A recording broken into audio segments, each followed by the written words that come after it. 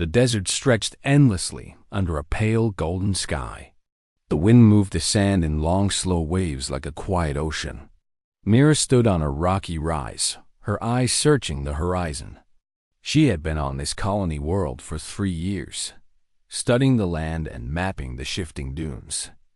Many called the desert empty, but she had learned it was full of hidden patterns. Her younger brother Rian climbed up beside her, wiping sweat from his forehead. He held a small scanner in his hand. The device beeped softly, the sound strange and steady. Myra turned toward him.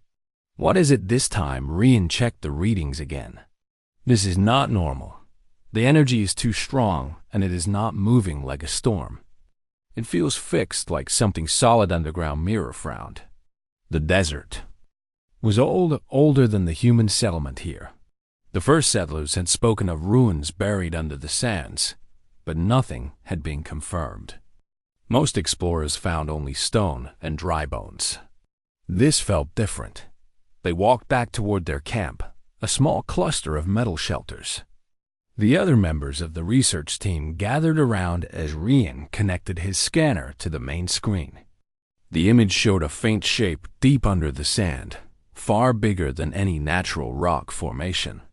It looked almost like a doorway, but tilted at an angle.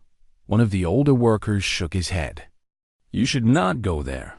The people who lived here before us spoke of a place that should never be touched. They said it was sealed for a reason." Myra listened, but her curiosity grew stronger. Legends often came from somewhere real. If there was something down there, it might be a piece of history no one had ever seen. That night, the wind grew stronger. Sand rattled against the walls of the shelters. Mira lay awake thinking about the shape under the desert. Her mind kept returning to the idea that it was waiting to be found. At sunrise, they began the journey toward the location. The desert heat rose quickly, and their water packs felt lighter with every step. After hours of walking, they reached the spot marked on Rian's scanner. There was nothing but smooth sand as far as they could see. They set up the digging equipment. The machines bit into the sand, pulling it away in wide circles. For hours they worked, the sun burning above them. Slowly the ground began to change. Under the sand they found layers of hard stone carved in straight lines. By the third day, they had uncovered part of a massive wall. It was smooth and dark, unlike any stone found on the planet. Strange symbols were carved into it, each one glowing faintly in the shade. Mira ran her fingers over the carvings. They were not just markings, they were a language. Some of the shapes looked familiar, almost like old earth writing, while others were unlike anything she had ever seen. Rian crouched beside her. "Look at this." He pointed to a carving that looked like a group of stars.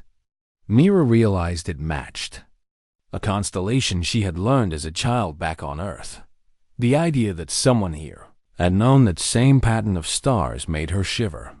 The team worked carefully to uncover more of the wall. They found what looked like the edge of a doorway, but it was sealed tight. No amount of force or cutting could break it. The material was harder than metal, and it seemed to hum faintly when touched.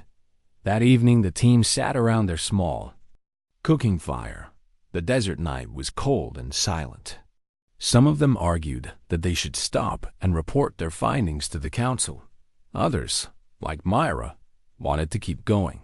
"We have come this far," she said quietly.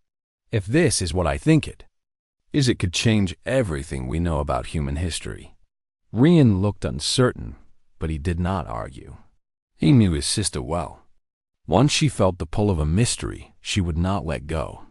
The next morning, they brought in more tools.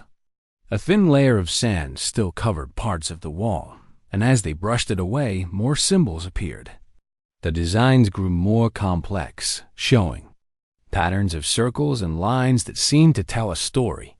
One symbol repeated again and again, a circle with 3 lines crossing through it.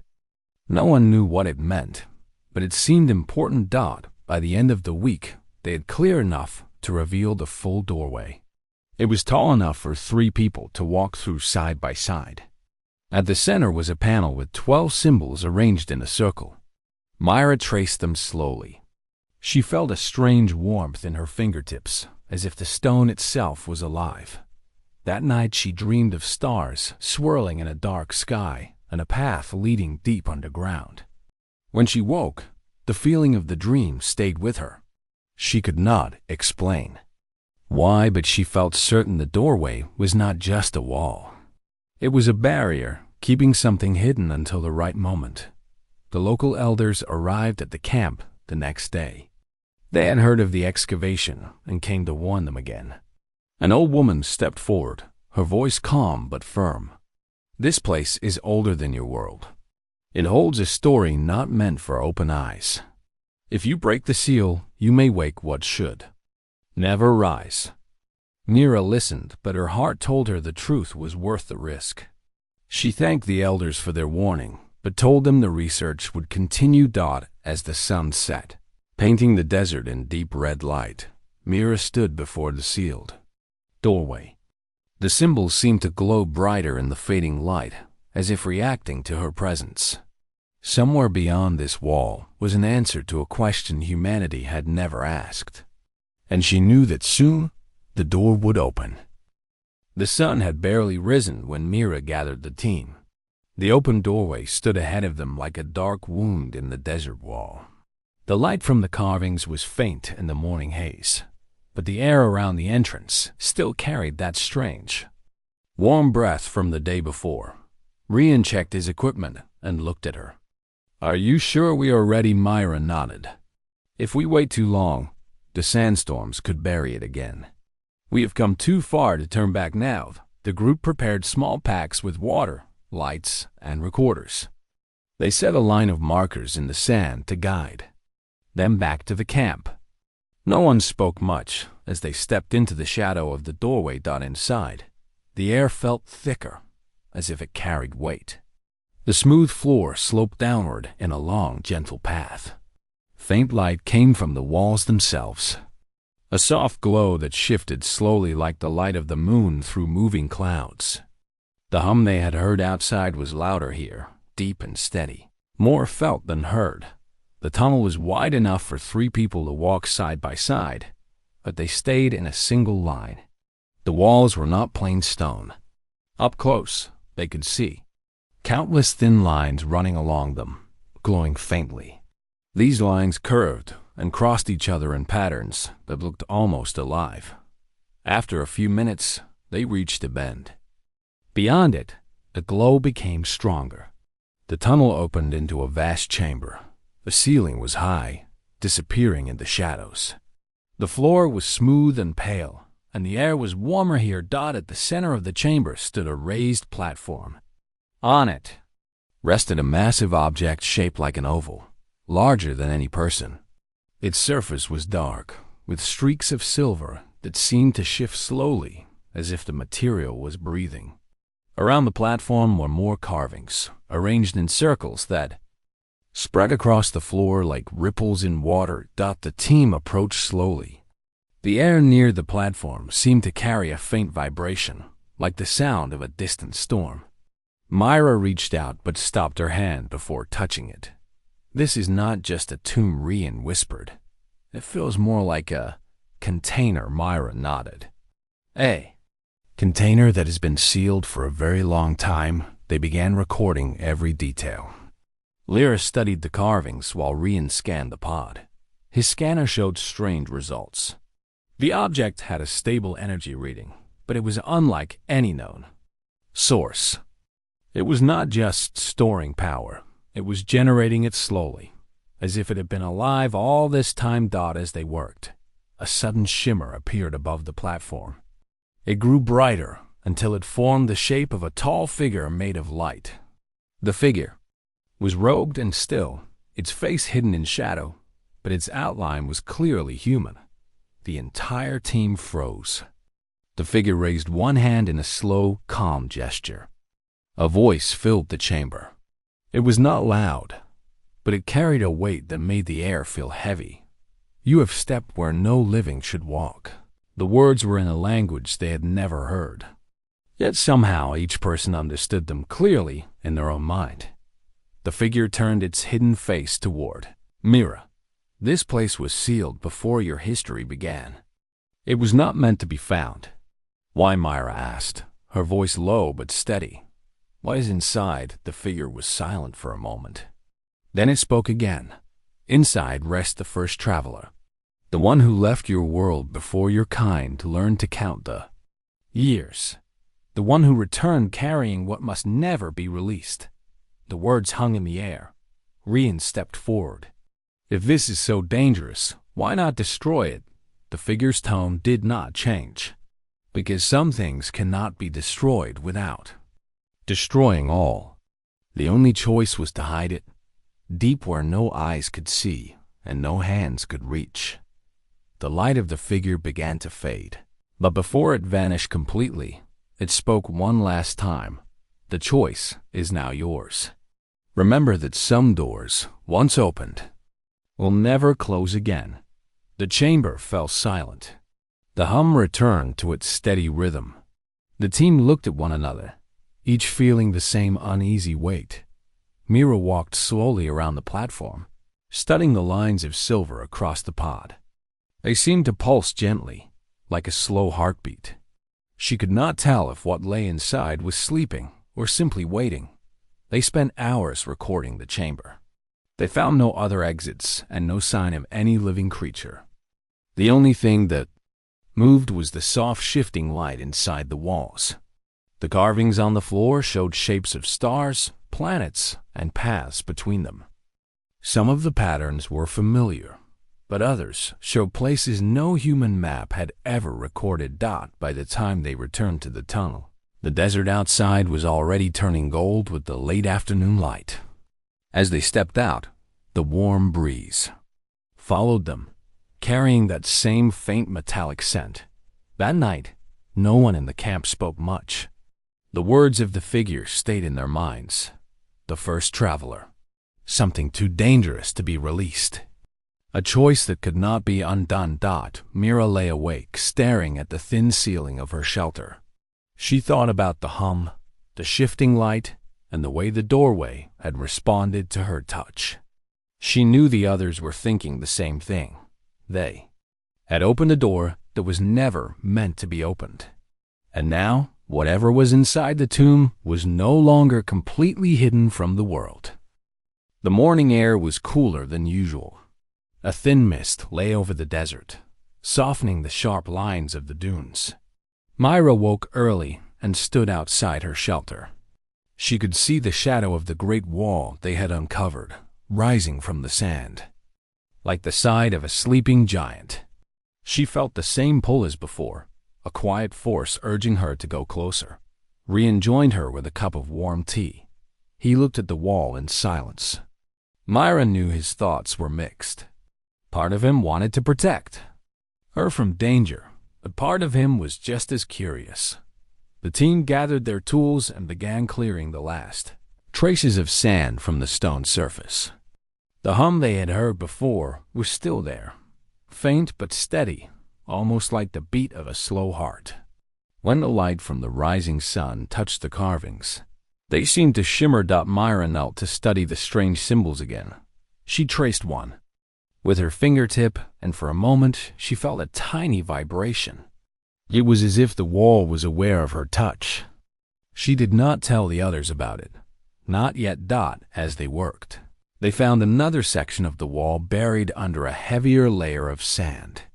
It took hours to clear, but when it was done, they stood in awe. The wall curved inward, forming a tall arch. At the center of this arch was the same circular panel they had seen before, with 12 symbols arranged like numbers on a clock. Rian took out his scanner and tried to read the material. The screen showed nothing.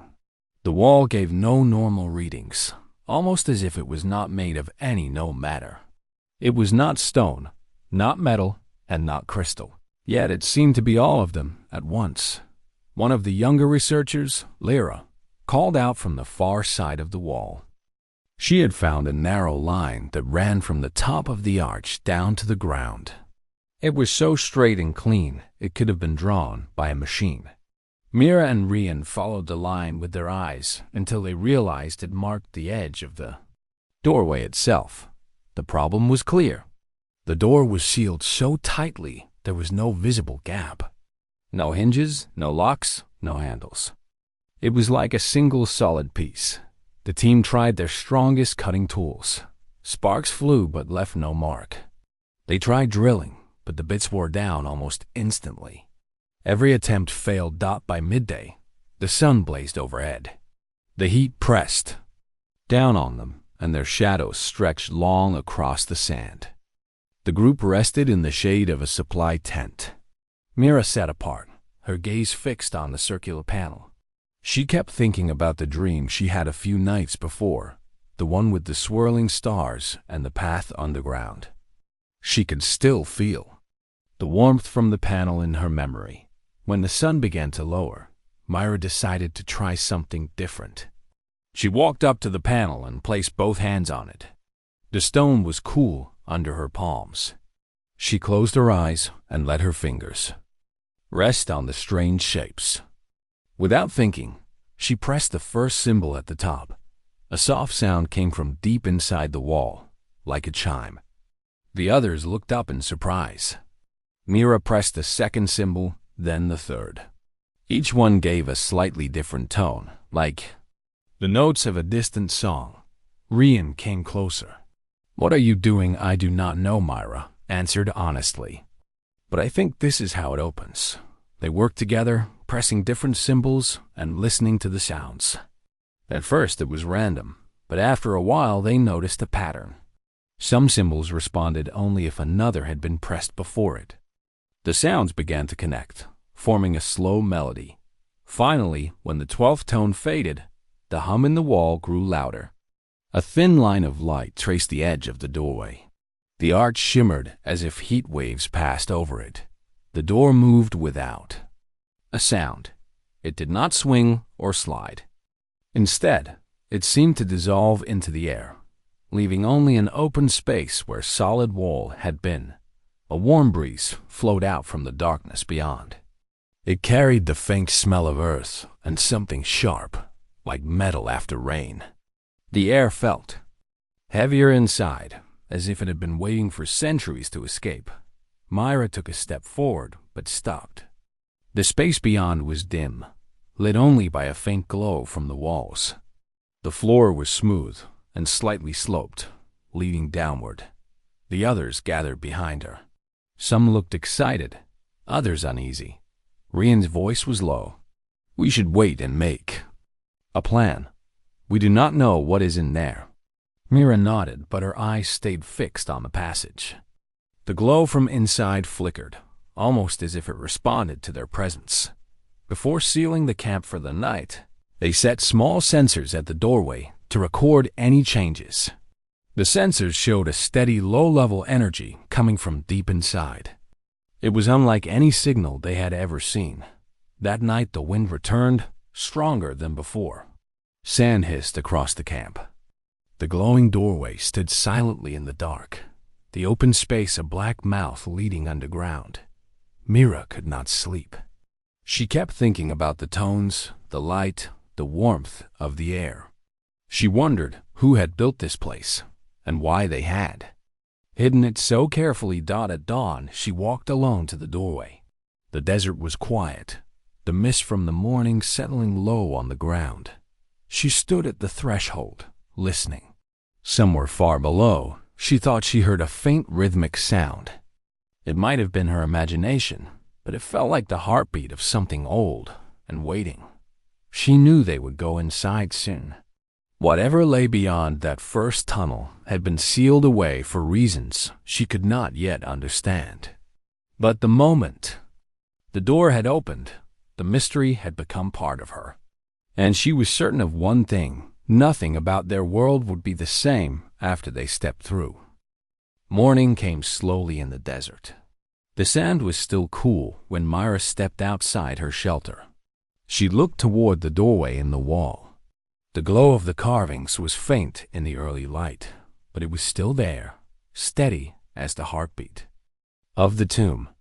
Rian joined her, his face tired. He had not slept much either. The night had been silent, except for the faint hum that seemed to follow them even outside the chamber. It was as if the sound had settled inside their ears. "We need to go back today," Myra said quietly. "We need to understand what that figure meant." Rian nodded. The others agreed, though not everyone was comfortable with the idea. Some feared the warning was real and that stepping inside again would lead to something they could not control. But curiosity was stronger than fear for most of them. They prepared again and walked into the cool shadow of the doorway. The tunnel felt different this time. The light on the walls seemed brighter, and the patterns within it shifted more quickly, like ripples on water. The hum was clearer too, no longer just a low vibration. It had a faint rhythm, like slow breathing. When they entered the great chamber, the figure appeared again above the platform. This time, its light was sharper, and its voice filled every part of the room. "You have returned." "This is not wise. We need to know," Myra said. "You called it the first traveler. Who is that?" The figure stood silent for a long moment before speaking again. "Long before your kind learned to write, before your first cities rose from the earth, there was one among you who looked to the stars and refused to remain. This one built a vessel from what was found in the sky and crossed into places no human had seen. The team listened in stillness. The figure's voice seemed to weave images into their minds. They saw a single human, wrapped in strange armor, walking on worlds far from Earth. They saw skies of colors unknown, mountains of crystal, and oceans of silver. The first traveler returned carrying something small. The figure continued. A sphere of light and storm, taken from a place where matter and thought are the same. This thing was not a weapon. It was not a weapon. It was a seed. A seed for what Rian asked. For change, the figure replied. Change beyond control. Change that would touch every star and every mind. It meant that Mira felt a chill. If it was so dangerous, why keep it here? Why not send it away? Because there is no away, the figure said simply. Wherever it is, the one who seeks it will follow. The only hope was to hide it in a place where it would be forgotten. Who seeks it? Mira asked. The figure's shadowed face tilted slightly. A force without shape or form, older than the oldest star, you know. It moves through the dark between galaxies, and it can only find what is touched by the seed. The chamber grew colder, though no wind moved. The figure's voice lowered. It has waited longer than your species has existed. If you carry the seed out of this tomb, it will know. The light of the figure dimmed, but it continued speaking. I am the guardian, placed here to speak only if the seal is broken. My task is to warn and nothing more. I cannot force your choice. You may leave and seal the door once more, or you may take the seed and face what comes. The guardian's form wavered, before fading entirely. It left them with one final sentence. If you choose to open the vessel, you choose to open the path for the one who seeks. Silence filled the chamber. The hum returned, low and steady, but it felt heavier now. Almost like the echo of the guardian's words. The team stepped back from the platform. Rian looked at Myra. We cannot open it. You heard what it said. Myra's eyes stayed on the dark oval resting in the center. Yes, I heard, but I also heard something else. That seed is not only danger, it is also change. And change can save as well as harm. They left the chamber slowly, each deep in thought. Outside, the desert sun was high, and the wind was starting to rise. The sky had a faint haze, though no storm was near. Back at camp, they argued for hours. Vera believed the seed could advance their world by centuries. Another team member said no knowledge was worth the risk of drawing the ancient force here. Rian stood firmly against opening it, warning that they could not predict what would happen. Myra listened but spoke little. Her mind replayed the visions. The Guardian's voice had placed in her thoughts the images of strange worlds, the colors of skies never seen, the promise of something greater than anything they had known. But each time she thought of them, she also remembered the cold weight in the Guardian's final words. That night, the doorway glowed brighter than before. The light stretched farther into the sand, like a faint beam pointing into the desert. Myra watched it from a distance. She wondered if the Guardian could see her even now, judging the choice she would make. She knew the time for debate was short. If the council back on the colony learned of this find, they would send orders to open it without hesitation. And if they did, the decision would no longer be hers to make. Somewhere in the dark between stars, something might already be listening. The wind moved over the camp in long, slow breaths, carrying fine sand into every corner. The air was heavy with tension. Since returning from the chamber, the team had spoken in quick bursts and long silences. No one wanted to be the first to decide, but everyone knew a choice had to be made. Myra sat on a low stool outside her shelter. The heat of the day pressed against her back, but her mind was far away. She kept seeing the image of the dark oval on the platform, its silver lines, shifting like the veins of a living thing. She remembered the Guardian's words and the strange visions of distant worlds. They had been warnings, but they had also been promises. Rian walked up and sat beside her. His expression was tired. "I have sent our first report to the council," he said. "I told them what we found, but I left out the details of the Guardian's warning." Myra turned sharply. "Why? Because if they know about the warning, they will ignore it. They will say it is only an old machine with a story meant to scare less. And then they will order us to open it without thinking." Myra looked toward the horizon. The desert light shimmered as if the world was made of water. "You think they will still come even without the warning?" Rian nodded. "Curiosity is stronger than caution, and power is stronger than both." By midday, the whole team gathered in the main shelter. The air inside was warmer, and the hum from the tomb seemed to reach even here. The long table between them was covered with notes, drawings, and data readings. Lyra spoke first. "We have to think about what this seed could mean for us. The Guardian said it can change everything. If it can help our world survive, we cannot just walk away." Another member, Tomas, shook his head. "Or it could destroy us. The Guardian also said the one who seeks it will find us if we take it out." "Do you want to be the one who brings that?" "Here, we do not even know if that thing is real," Lyra argued. "Maybe it is just a story, something left to scare away anyone who found this place." Rian leaned forward. "If it is real, it will not care whether we believe in it. It will come. Then we hide it," Lyra said quickly. "We take the seed and hide it somewhere, safe before anyone can track it." Mira finally spoke. "Safe is only safe until it is found." The room grew quiet. The only sound was the wind pressing against the walls. Mira could feel every pair of eyes on her. She stood slowly. "I do not think the Guardian was lying," she said. "But I also do not think the seed is only danger. Maybe the danger is in how it is used.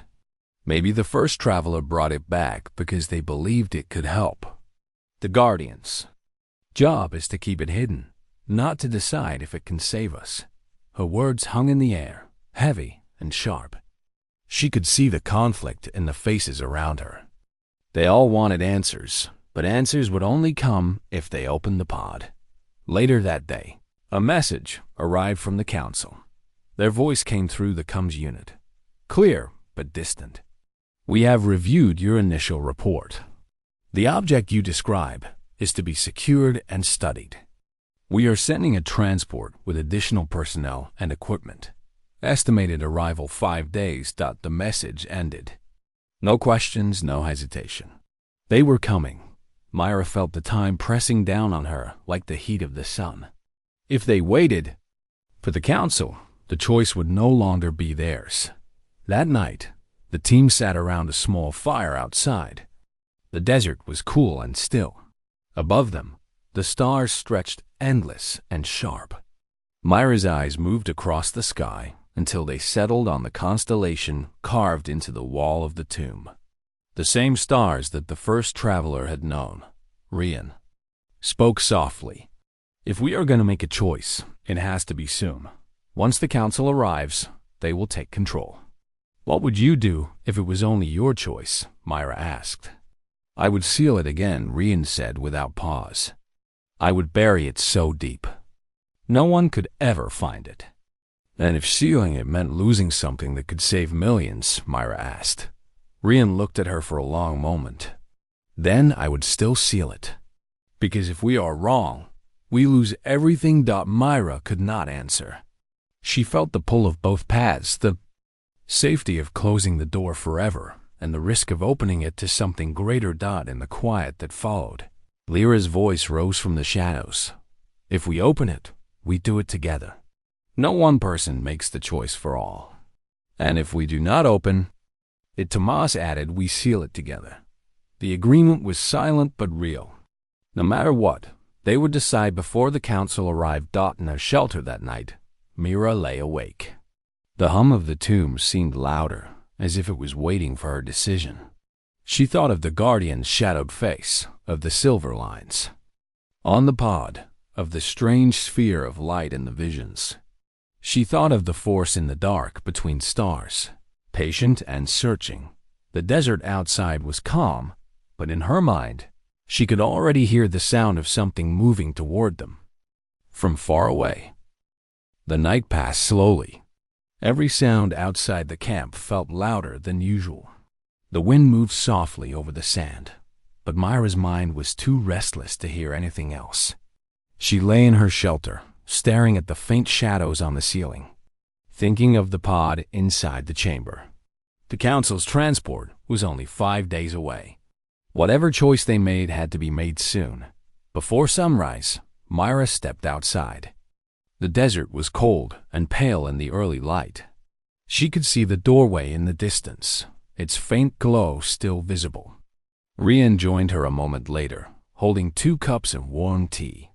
He did not speak at first, but Mira could feel his question hanging in the air. Are you going to open it today? He asked finally. She took a slow breath. I think we have to. If we wait, the council will make the choice for us. By mid-morning, the team gathered at the doorway. No one spoke much. Their faces showed the weight of the decision. They carried their recording tools, lights, and packs, but no heavy equipment. This was not going to be a slow study. It was going to be the moment of truth. They stepped into the tunnel.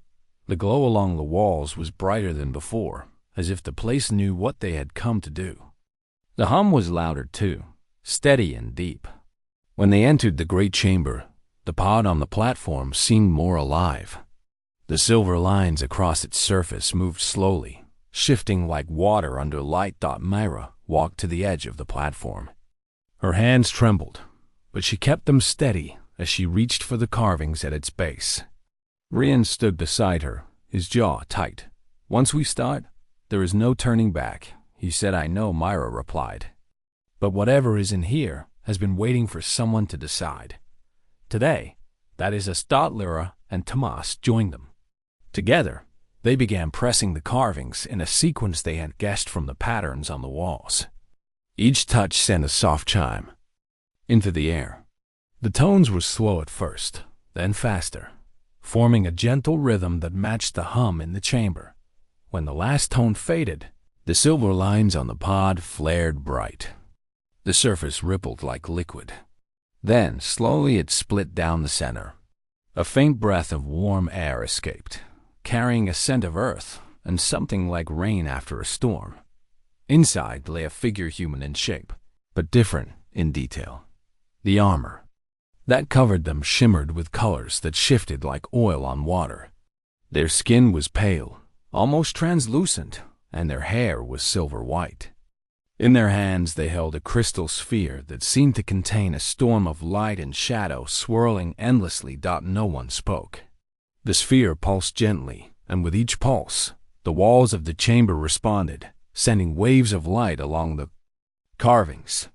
Mira felt a strange pressure in her mind, as if a whisper was brushing against her thoughts. The figure's eyes opened. They were clear and bright, holding the color of a star seen from space. The figure did not speak aloud, but a voice formed in each of their minds. "You have broken the seal." Myra stepped forward, slowly. "Are you the first traveler?" "I am what remains," the voice replied.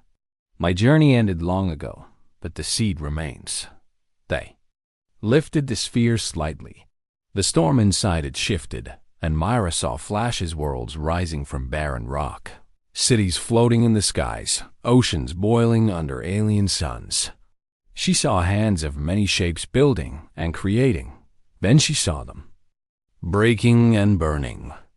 The visions came too quickly to follow, and then they were gone. "What is it?" Mira asked. "What does it do?" "The seed changes the shape of thought," the voice said. "It wakes what is sleeping. It builds where nothing stands. But it does not choose what is built. That choice belongs to the one who holds it." Rian's voice was hard. "And the one who seeks it." The figure's gaze turned to him. "That is the shadow of the seed. It cannot create. It can only consume what the seed touches. It has waited in the dark for the seed to shine again." Myra's heart pounded. "If we put it back, will it stop searching for a time?" the figure answered. "But the seal is weaker now. One day, it will find this place again." The team stood in silence. The choice was clear and impossible at the same time. They could take the seed and risk drawing the shadow here, or they could hide it again and hope it remained safe for a little longer. Mira looked at the sphere. The storm inside seemed to slow, and for a moment she thought she saw the shape of Earth within it. She felt the pull of possibility. What could be built? What could be healed? But she also felt the weight of the danger. The figure's voice came one last time. "You cannot keep the seed without being found, but you can take its light without carrying its shadow." "What does that mean?" Lyra asked. The figure held out the sphere. "Touch it, and you will take its knowledge. Leave it, and the shadow will not follow. But the seed itself must remain." Mira stepped forward. Her hand hovered over the sphere. She felt warmth radiating from it, a warmth that seemed to reach into her chest and mind. She thought of the council's arrival, of the guardian's warning, of the desert above that would one day bury this place again. She looked back at her team. They gave no answers, only watched. Then she touched the sphere. Light rushed through her. For a moment she could see the paths of the stars, the shapes of forgotten worlds, the designs of machines that could heal the air, grow food in barren soil, and move across the galaxy without fuel. She saw the first steps of humanity reaching beyond its limits. Then it was gone. The sphere's storm returned to its slow swirl. The figure lowered it back into their hands and closed their eyes. "Leave now," the voice said. "Seal the tomb. Carry only what you have taken in your mind." The silver lines on the pod dimmed. The glow in the walls faded to its earlier calm. The hum softened, as if the chamber was settling back into sleep. Myra stepped away, her thoughts burning with the images she had seen. They had not taken the seed, but they had taken something far more precious, knowledge that could change their worlds without waking the shadow. As they walked back through the tunnel, the light from the doorway grew brighter for a moment, then slowly faded. The desert air met them, cool and wide. Behind them, the tomb waited in silence, holding its secret for a little longer. The team walked back to the camp in silence. The desert stretched around them, endless and quiet, but each of them carried something far heavier than the sand beneath their feet. Mira could still feel the warmth from the sphere in her fingertips, and the images it had shown her were burned deep into her mind. They reached the camp as the sun began to set. The horizon glowed orange and gold, and the shadows of the tents stretched long across the sand. The wind was gentle, but it carried a strange feeling with it, as if the desert itself was listening. "We need to talk," Mira said finally. Everyone gathered around the small table in the center tent. Rian, Lyra, and Tomas waited for her to speak. She looked at each of them before beginning. "We did not take the seed," she said. "We only took its knowledge. That means the shadow will not come for us now. But one day, it might find this place again. We have to make sure no one else can open that tomb." Rian nodded slowly. The Guardian was right. Some things are too powerful to be carried. But the knowledge we have now, it can change everything. "That is why we must be careful," Lyra added. "If the council learns we found something like this, they will demand it. They will try to control it. And that will lead to the same danger we avoided today." Tomas leaned forward. "Then we cannot tell them everything. We give them small pieces, ideas they can accept without letting them know where they came from." Myra agreed. "We will use what we learn to help, but quietly. And we will make sure the tomb is sealed in a way no one can open again." That night, under the light of the moons, the team returned to the doorway. They worked in silence, moving the heavy stones and sand until the entrance was hidden once more. They used the patterns they had studied from the carvings to place a final seal, one that could only be broken by repeating the exact sequence of tones they had used. Without that, the passage would never open. By the time they were done, the doorway looked like any other stretch of rock in the desert. The soft glow that had once guided them was gone, as if the tomb had fallen back into a deep sleep. The next morning, they dismantled their camp. The transport would arrive in 2 days, and they wanted no sign left behind. Mira stood for a long moment, looking at the place where the doorway had been. She felt a strange sadness, as though leaving behind a friend she might never see again. When the transport came, they reported their mission as a partial success. They told the council they had found ruins in carvings, but no technology that could be recovered. They shared harmless details about the architecture and the history they had pieced together. The council accepted the report, disappointed but not suspicious. Weeks passed. The team returned to the city, blending back into ordinary life. But the knowledge they carried never left their minds. Mira began quietly working with engineers and scientists she trusted. She introduced ideas as if they were her own discoveries, small advancements in clean energy, water purification, and crop growth. She never revealed the true source. Rian took the designs for transport systems that required no fuel and adapted them for small-scale use in remote villages. Lyra worked on methods to heal damaged soil using techniques no one had seen before. Tomas focused on building quiet networks of people who could protect and share this knowledge without drawing attention. Over the years, their work spread quietly. Towns that had once struggled began to thrive. Crops grew in barren lands. Machines ran without polluting the air. None of it was linked back to the tomb. It was as if humanity had simply discovered these solutions by chance. But the team never forgot the warning. They knew the shadow still existed somewhere in the darkness of the galaxy. They knew that if humanity reached too far, too fast, it might draw its attention. That was why they moved slowly, allowing the changes to grow like seeds in the soil, hidden until strong enough to stand on their own. One evening, years later, Mira stood on a balcony overlooking the city.